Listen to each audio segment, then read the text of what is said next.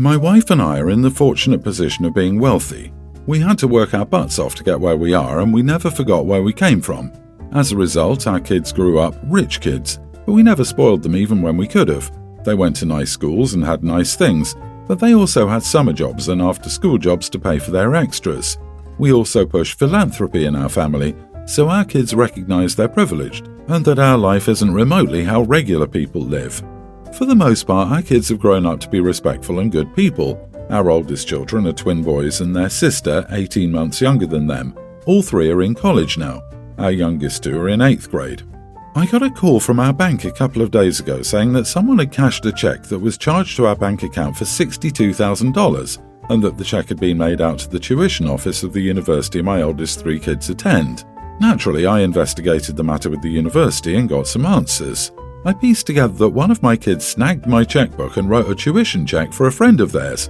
There's a much bigger story behind why this kid couldn't pay, but that's private, and my wife and I agreed to fund this young person's education because of their struggles. I grilled my kids and figured out that it was our daughter, Joanna. Joanna was apologetic, but was also insistent that she stood behind her actions. I respect my daughter for her convictions, and she really did have good reasons for why she did it, but the fact remains that she stole and then she hid it. Joanna asked what her punishment was, and I told her to get a job because now she owes her mother and me $62,000. Here's the thing. I don't expect Joanna to pay us back, and if she came to me tomorrow with the money, I wouldn't take it. What I want is to see an effort made, an acknowledgement of her actions and the consequences. If I see that she's actively trying, I'll tell her that she doesn't have to pay me back. She's my kid, and I love her, and so all I want for her is to learn a lesson. But Joanna doesn't know all this. All she thinks is that she owes me $62,000. So, naturally, I'm a horrible father and a very mean person. Am I the idiot? Not the idiot. While your daughter had commendable intention, she undeniably stole money from you, and there should definitely be consequences. You don't want to enable a mentality of the end justifies the means, because that's never a good outlook. You're right in punishing her, and you're right in not expecting full payback, but considerable effort, your promises and positions considered. Everyone's the idiot here. Who steals $62,000 and thinks it's okay? I don't care if you would pay to double that for the other kid. She stole your checkbook, faked your signature, and used it for payment of services. Somehow your kid dared to commit a felony and still thinks it's okay, and you think it's okay too, from what I read. Maybe you'll watch Robin Hood a few too many times. Disagree. Not the idiot. She has a good heart, which is good. OP, job well done there, raising such conscientious children with the privilege they inherently had. I grew up on the breadline, and even now at 28, despite a pretty successful life, I'm a long way from even breaking even on my assets versus liabilities.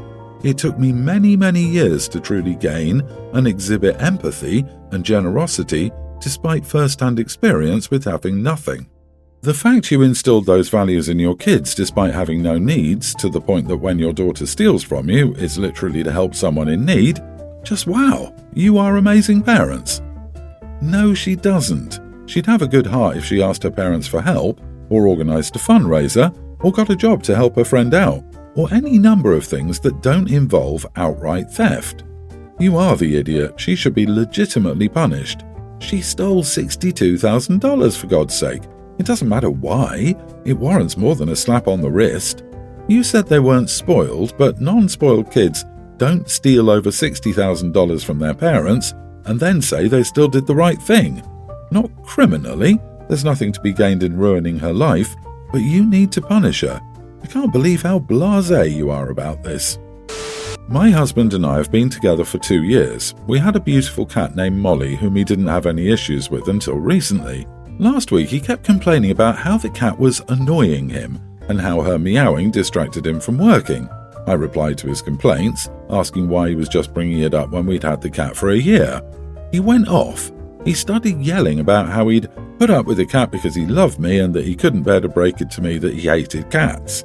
I felt betrayed and angry since he wasn't honest with me from the start.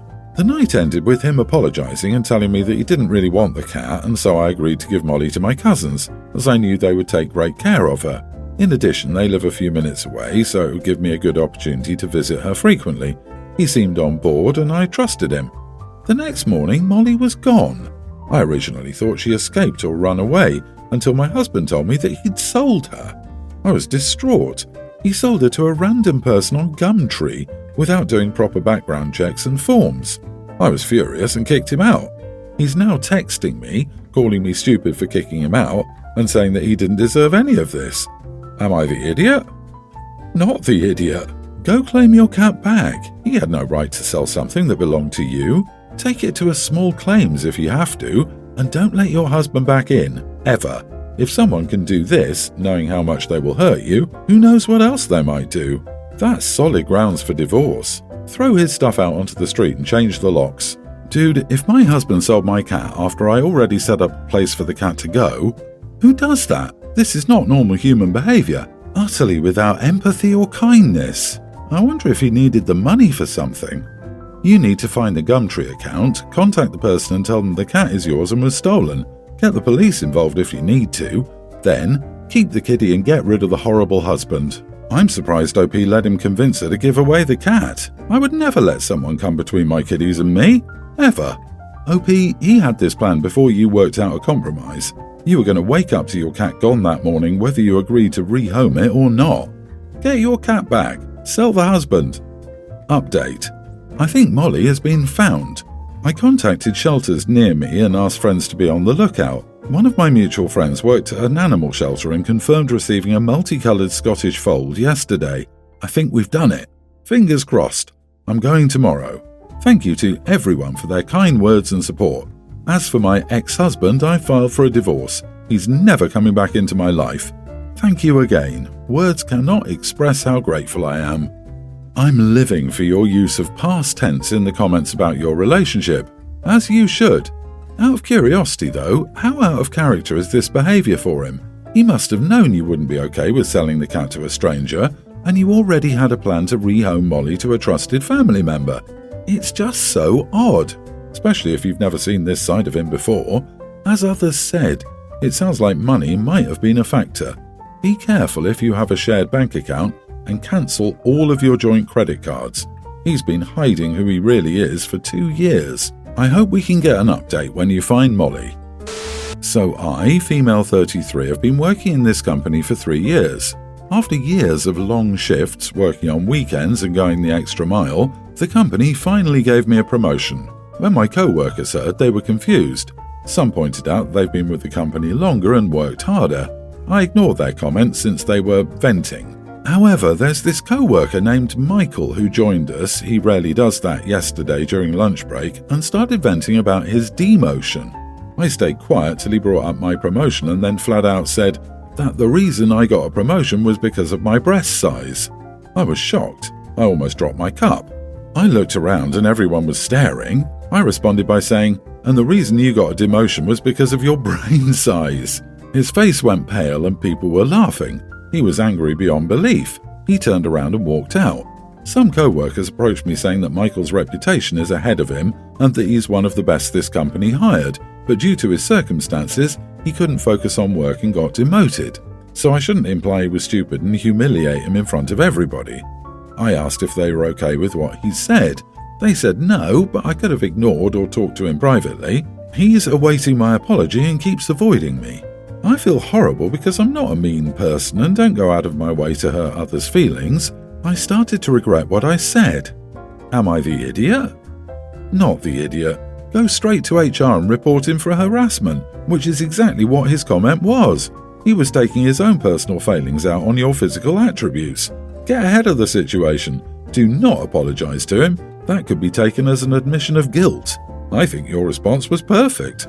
Did your co-workers tell Michael he was way out of line for his comment? They don't get to tell you that you should have ignored or talked to him privately after he publicly insulted you. Go to HR. If Michael felt it was okay to talk about a co-worker like that once, then he'll most likely do it again. He's already shown he has no issue putting you down in front of your peers. He can harass you however he wants, but you're supposed to apologise? Go to HR and at least get the real version of what took place before he spins his own tale. Instead, he will make himself into the victim, backed by the fragile ego little co-workers who wanted OP to take it on the chin without clapping back. Michael can add misogynist to his reputation. Let's see how far that brings him. I hate how we women gaslight ourselves. Opie is concerned that Michael is waiting for her apology and whether she's an idiot. The fact that all Opie's colleagues seem not to be offended and horrified at Michael's comment makes me suspect that this is one of those nasty, toxic workplace cultures where harassment training is only done when they're forced to do it. My teen female mother, 40, is very, very Catholic, and for as long as I can remember, she's forced this on me in almost every aspect of my life. I don't intend to be dramatic, but it's ruined a good chunk of my life and childhood. I wasn't allowed to consume media that the Bible looked down on for my entire childhood. I was interested in grunge music, and when I'd been gifted a Nirvana and a Soundgarden CD as a kid, she found them and threw them away. She's always scolded me for having interests that didn't align with her beliefs, and it's made me feel trapped. I may sound bad when I say this, but I can't tell if I just resent her or if I truly hate her. A couple of years back, a friend of mine introduced me to spirituality, witchcraft, astrology, etc., and it's something that resonates with me and makes me happy.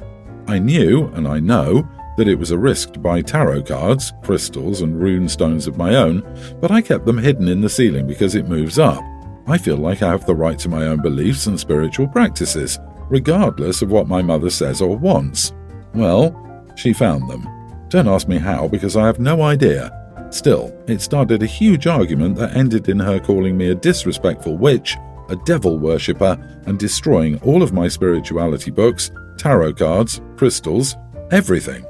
I called her a hypocritical lunatic freak who thinks she gets to project her beliefs onto everyone else, and that's probably why my father divorced her. She paused and then began crying, calling me an ungrateful child from the bad place, and telling me that she was kicking me out next month. I don't know what to do. I know it was a low blow, but at the moment I didn't care, and I'm still debating on whether or not I should care. Am I the idiot? Not the idiot. Tell your mom to stop drinking the Kool-Aid.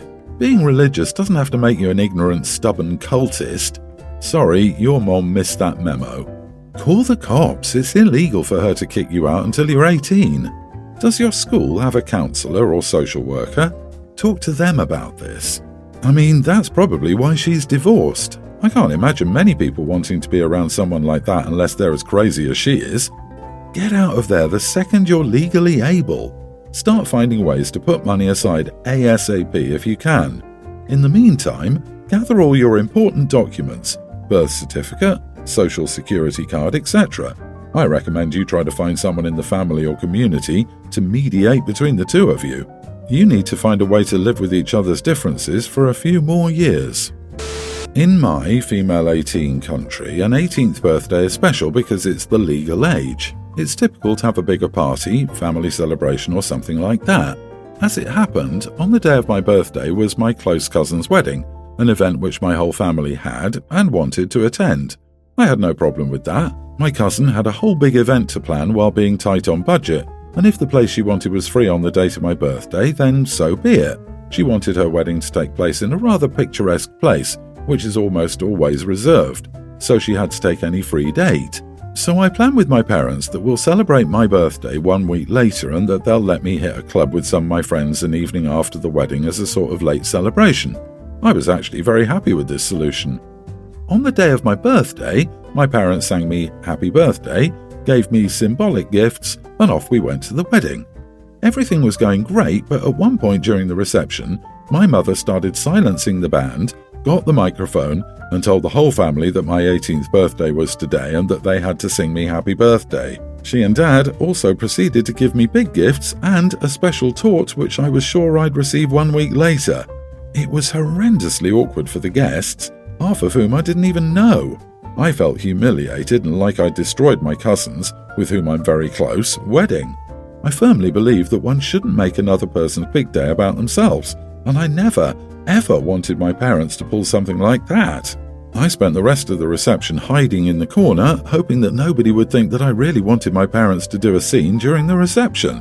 When we returned from the reception, my parents were beaming at me, proud of the surprise they did for me, and basically, they wanted me to praise and thank them.